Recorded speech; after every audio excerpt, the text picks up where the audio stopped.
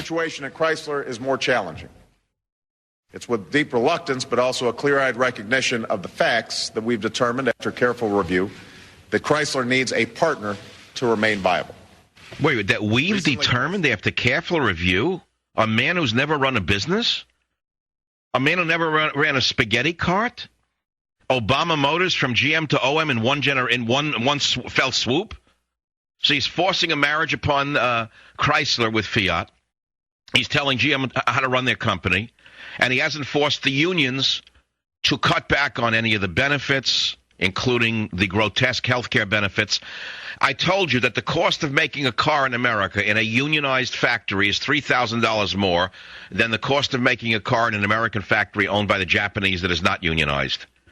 You take your choice as to figuring out why this is happening.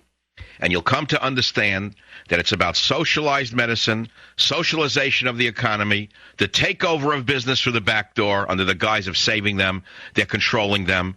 It is the demise of the free enterprise system, all conducted right in front of your eyes with a sleight of hand by this megalomaniac, Barack Hussein Obama, who we warned you about. The only thing that can save us, the only thing that can save this country are the Democrats. Now, that's a strange statement, is it not? That's a great statement. It is. That's right. And Michael Savage said it first. It will be used tomorrow by the wallbanger, the crybaby with hemorrhoids, or the golfer. But let's put that aside. Only the Democrats can save America from this socialist megalomaniac and his minions. Why do I say it?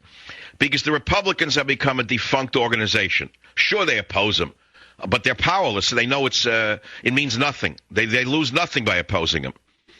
It is only the centrist Democrats who will be thrown out on the ears in the next election unless they rein this lunatic in, who can stop him right now. And believe me, there were many so-called blue dog Democrats who were conservative Democrats from the Midwest primarily, who were reluctant to go along with the far-left policies of this street organizer, Barack. Now, Barry is out of control.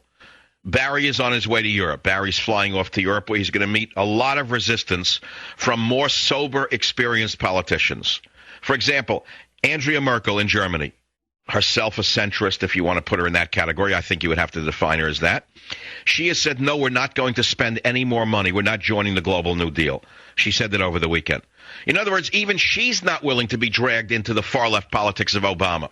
Now, she's pushed by her far-left Red Brigades types in Germany to move in that direction, but she won't do it. So she is what would be here a centrist Democrat. But I don't see the centrist Democrat standing up to this megalomaniac and saying, no, we're not, hell no, we won't go. Do you see any of them doing it? Well, yes and no.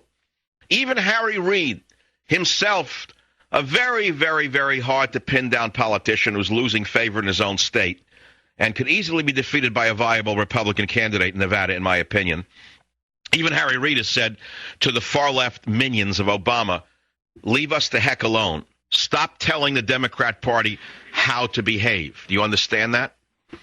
So as I say, and I'll repeat it again, only the Democrats can save America. Will they do it?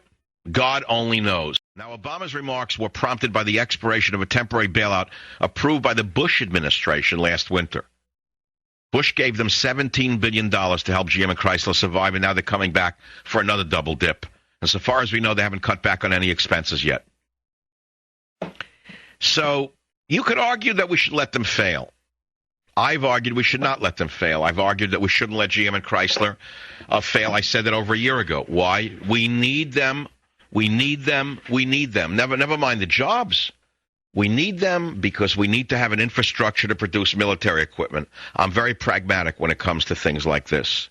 But if you're going to have a company that's bankrupt, in essence, and save it, you've got to compromise all around. You want government money? Okay, then maybe we should give it some government money, but you got to cut back on the cost of building the car. These grotesque health care benefits have destroyed these companies.